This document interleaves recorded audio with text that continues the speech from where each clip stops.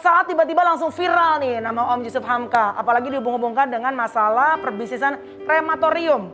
Tapi setelah viral ternyata yang lucu adalah beberapa waktu setelah itu Om Yusuf Hamka ini justru memberikan video klarifikasi. Nah sebetulnya apa yang terjadi Om? Kok tiba-tiba langsung ada video klarifikasinya?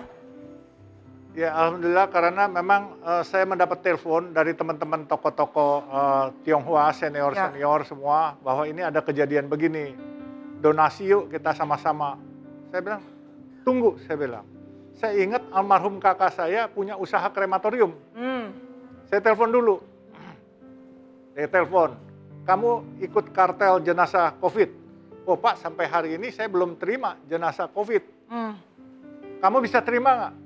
Asal Bapak perintah dan kita minta izin dinas pemakaman, kita jalan. Bisa. Oke, kalkulasi biayanya. Singkat kata dia mau 10 juta. Saya bilang nggak bisa, di bawah. Biasa berapa kamu? Biasa yang pakai kayu bakar 4 juta, yang pakai gas 5 juta untuk jenazah biasa. Kalau jenazah COVID bagaimana? Oh harus tambah disinfektan, tambah APD, kemudian tenaga yang kerja harus lembur gitu, malam hari katanya. Oke, kira-kira berapa? Dia bilang 8 juta. Nggak bisa, saya mau kosnya turun lagi. Price lagi? Saya bilang 6 juta. Dia bilang, Pak nggak bisa, kompromi di 7 juta. Masih bisa lagi nggak? Nggak bisa Pak, ini kita ambil untung paling cuma 10% katanya. Oke, saya bilang, saya tetapkan ya. Nah, terus saya tadinya udah mau tidur. Saya pikir besok lah saya mau umumkan. Waktu mau tidur, saya lihat semua ada tulisan-tulisan. Ini banyak yang kesusahan. Saya langsung baju tidur saya kan kaos oblong aja biasa. Saya langsung ambil baju di lemari, saya lapis saja. Saya bilang ke istri saya, tolong ambilin video saya sebentar. Oh istri yang ambil videonya? Iya, saya bilang saya akan coba membantu saudara-saudara kita. Nah, langsung saya bilang bahwa teman-teman nggak usah khawatir, walaupun saya Muslim, ya, saudara-saudara kita umat Kristiani, umat Buddhis, umat Hindu, saya bersama kalian dan kebenaran kakak saya meninggalkan krematorium ini kepada keluarga dan saya ikut bantu ngurusin, saya maksudnya ngurusin dalam arti kata yayasan ya. Lalu saya bilang harga kami berikan 7 juta, tidak usah khawatir. Saya bersama kalian semua. Nah, terus saya langsung harga turun semua. Terus saya masih melihat bahwa masih ada yang coba-coba. Terus saya bilang lagi, saya ancam mereka. Maksudnya ancam demi kebaikan. Kalau kalian masih kasih harga tinggi, kami akan kasih gratis. Karena saya dihubungi dari Arta Graha Peduli, dari Salim Group, dari CMNP Group, dan dari Kelenteng Petek 9. Disambut lagi dengan IG Hotman Paris. Nah, satu lagi saya ceritain IG Hotman Paris. Nah, ini nyambung nih. Nyambung nih. Jadi gini, saya begitu muat begitu, rupanya Pak Hotman ini tadi saya bilang, Pak Hotman ini saya lempar bola, dia bukan tendang bola ke gawang, tapi dia masuk gawang, gawangnya robek. Itu. Emang yang udah-udah gitu, hobinya ngerobek gawang. Ya langsung Pak, langsung pimpinan Polri, benar nggak? Iya. Langsung kontak ya? Langsung pimpinan Polri turun, diperiksa semua. Saya bilang, nanya kepada saya bilang tanya kepada teman-teman saya, si A, si B semua saya kasih tahu. Silakan diklarifikasi. Nah, timnya langsung buat BAP dari tim kepolisian semua. Dan teman-teman saya nanya, bagaimana? Buka sebenarnya. Kalau nanti, saya bilang kalau ada teman-teman yang memanfaatkan itu, dia bilang takut ini ada naga-naga, nggak usah khawatir, ada Hotman Paris, ada saya, naga semua teman kita kan, itu teman kita bisa ajak ngomong. Dan ternyata saya sudah cek naga-naga, nggak ada yang punya krematorium, jadi itu naga kampung yang punya. Jadi udah berapa yang sudah dikremasi di lembaga yang saudaranya Bapak punya di Cilincing? Satu hari kita bantu 30 orang. Dari sejak waktu itu, dari 19, jadi sekarang udah mungkin hampir 400-an orang. 400-an orang, dan semua hanya bayar 7 juta, bahkan ada yang kita kasih gratis. Mostly 30% gratis. Kalau dia bawa surat keterangan dokter kematian, dia bawa surat keterangan lurah tidak mampu, kita kasih gratis. Bravo untuk Pak Yusuf Hamka.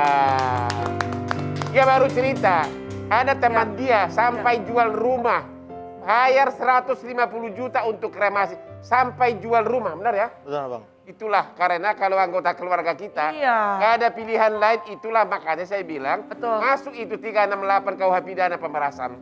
Benar. Oke, Om Yusuf Hamka ini selain memberikan layanan kremasi secara gratis ya, Om juga menjadikan 10 hektar tanahnya ini untuk menjadi pemakaman untuk jenazah pasien COVID. Kita punya artikelnya terlebih dahulu. Kita saksikan dulu. Nah ini dia nih. Aku juga kemarin dengar di podcast katanya tanah 10 hektarnya akan diberikan, didedikasikan untuk pasien-pasien COVID yang ternyata harus berpulang. Betul nggak Om?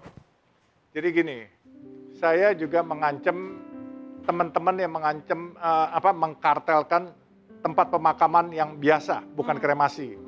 Saya bilang kalau sampai mereka dikartelkan lagi, saya punya tanah dekat Rorotan, tapi bukan Rorotan yang Pemda punya yang buat COVID. Kira-kira nggak jauh lah, jarak cuma berapa ratus meter, 10 hektar.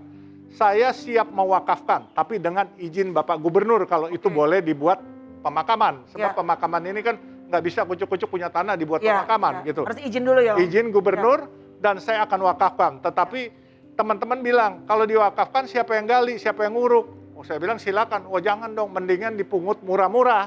Saya bilang nanti kita kompromiin. Tapi tanah saya sudah siapkan 10 hektar di Rorotan untuk membantu saudara-saudara kita mungkin yang Muslim yang nggak mau dibakar. Kita kasih di situ. Yang Kristen yang mau dibakar, yang Buddhis. Emang harta kamu seberapa banyak sih? Aku penasaran ini. Mulai merasa tersaingi Hotman Paris. Gimana? Panas. Bentar, gue merasa tersaingi ini. Begitu Bapak datang, mata dia bukan ke saya lagi, kayak Bapak. Bahaya nih aspri gue ini. Nggak, tapi pasti itu pertanyaannya, kok nih orang, seorang bisnismen ini sampai mau mewakafkan tanah 10 hektar. Emang seberapa banyak hartanya? Ini pasti pertanyaan banyak Jadi orang. beliau ini setahu saya juga pemegang saham di Jalan Tol PT Citra ya. Jadi bukan hanya sekedar direktur ya. Pemegang saham juga. Alhamdulillah. Duit lah itu. Jalan tol tiap hari kita bayar 15.000 ya. Tapi kan pertanyaannya banyak orang yang punya uang, tidak semua orang punya hati untuk memberi. Kenapa Om sampai akhirnya tergerak? Kami kan dulu waktu kecil, kami dagang nasi kuning. Ibu saya dagang nasi kuning, saya yang tentengin keranjangnya. Oh ya? Ya, jadi kami dagang nasi kuning di pasar? Ya, di Samarinda. Samarinda. Ya, terus akhirnya kami sekarang ada rezeki, ya dulu sering dikasih tip juga Bang Hotman sama orang. Kasih tip, kalau dia lihat mungkin saya Tionghoa, mata saya sipit, lucu kali putih-putih. Kasih tipnya dah gitu. Nah begitu kami udah lumayan sedikit, ya kami juga ikut bersedekah. Ini sampai umur berapa Bapak masih hidup dalam miskin atau dalam kesulitan ya? Sampai umur berapa Bapak? Sampai ya umur 16-17 lah. Kemudian ayah saya itu supir oplet. Waktu datang ke Jakarta supir oplet. Supir? Oplet. Oh, tahu kan oplet itu mikrolet. Bapak saya malah pengusahanya Pak. Kalau abang kan yang punya. Makanya sampai hari ini pun saya tetap supir Bang Hotman. Waktu masa kecil lebih kaya saya. Pasti. Tapi kalau Bang Hotman kan dari bukan di Medan ya Bang? Di mana lagi di kampungnya Bang? Apa? Kampungmu di mana Bang? Di Lagu Boti Tapanuli. Labu Boti. Nah, Labu Boti memang orang tuanya memang saya tahu juga sudah memang punya usaha bis besar-besar. Nah, kalau Om sendiri tadi bilang katanya ayahnya justru pengusaha supir bukan pengusaha ya, supir oplet. Kok Om sekarang bisa pemegang saham? Oke, apa yang momentum kapan merubah kehidupanmu sehingga bisa jadi konglomerat sekarang? Ya maaf, saya itu memang dulu umur 17 saya di Samarinda di Hitan. Ya, di Hitan, disunat. Disunat. Saya belum. Terus kemudian lagi. Waktu umur 20-an, 24 saya terus dapat hidayah, saya masuk Islam. Ya. Terus setelah saya masuk Islam itu merubah hidup saya bukan untuk kekayaan, kesuksesan, bukan. Dari zaman jahiliyah jadi zaman yang baik lah. Dulu nakal, tawuran, terus baik. Nah setelah baik ya kita coba cari teman kemana-mana semua. Mulai bisnis apa yang merubah hidupmu jadi kaya? Bisnis kayu. Kayu. Oh. Saya orang Kalimantan. Di Kalimantan, disitulah. Ya, saya mulailah dulu di situ. Betul, itu di situ. Tapi terus sempat 93 Desember ditutup oleh pemerintah. 11.000 karyawan saya bedol desa. Modal Bapak untuk bisnis kayu dari mana? Kan Bapaknya cuma supir oplet. Iya, Bapak saya supir oplet. Terus saya kan merantau ke Samarinda, saya terus kerja kayu di sana. Jadi pegawai lama-lama jadi pemilik gitu. Ya begitulah Pak. Luar biasa. Terus saya dengar nama Hamka itu nama ulama besar Buai Hamka, benar nggak? Betul. Jadi saya bukan kaleng-kaleng Pak, bukan main asal tempel nama Hamka. Jadi saya memang diangkat anak tahun 81 bulan Maret dan dibuat syukurannya Pak oleh Buya Hamka. Hari itu Buya Hamka mengangkat saya sebagai anak. Saya bukan yang minta, dia memanggil saya ke rumah, terus dia bilang saya buatkan syukuran apa Buya? Dia bilang datang aja. Nah pada saat itu beliau masih kasih cincin sama saya, dia bilang kamu ku angkat anak, ku kasih nama kamu dari Alun Yosef menjadi Yusuf, Muhammad Yusuf, terus saya pakai namain Hamka.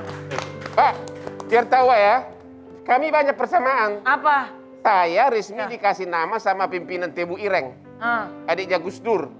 Nama saya dikasih Gus Hotman. Dikasih juga Lora oleh pimpinan PBNU. Oh ya, Gus Lora Hotman. Jadi nama saya Gus Lora Hotman Paris, walaupun saya tetap agama Kristen. Bahkan waktu meninggal pimpinan Tebu Ireng, saya langsung terbang dari Bali. Jadi kita banyak persamaan, Pak. Cuma Bapak lebih kaya dari saya sekarang. Kenapa? Persamaan itu karena apa Pak? Itulah Pak negara Pancasila. Walaupun kita agama berbeda, kita saudara. Terima Dan kasih. kami Pak, di Islam sama Pak. Selain kami Muslim, rahmatan lil alamin, bukan rahmatan lil muslimin. Apa tuh artinya tuh Om? Jadi rahmat buat seluruh alam Buat seluruh, semesta, ya, bukan ya. kepada kaum Islam Dan saja. ini adalah menyadarkan ke berbagai oknum-oknum di tanah air. Lihat, melihat gerak Bapak belakangan ini, apa Bapak ada rencana mencalonkan diri jadi presiden? Kalau orang, lu gimana sih? Kalau misalnya orang udah mulai baik, bagi-bagi ini apa segala macam, apa ada rencana mencalonkan? Iya kan nggak selalu Pertanyaan begitu, yang klasik kepada orang yang lagi viral. Iya. Itu pertanyaan selalu, motifnya apa? Motivasinya apa ya? Coba, apa mencalonkan jadi presiden tahun Menyalonin, 2024? Jadi gini, saya sampaikan sekali lagi, kemarin di Deddy Kobuser kan juga udah tahu semuanya. Dengan segala hormat Pak Hotman, saya kalau jadi presiden paling 2 periode pensiun. Kalau saya jadi pekerja sosial, sepanjang umur saya nggak pernah pensiun. Setuju. Jadi cita-cita saya dengan segala hormat, saya ingin mengikuti jejak pekerjaan Mother Teresa. Mother Teresa. Di sana di luar negeri ada Mother Teresa, di Indonesia ada Baba Alun, ada Bang Hotman. Pemirsa, Jeff, thank you ya. Dan kami dari Jadi tahun 2004 calon presiden saya jadi wakil.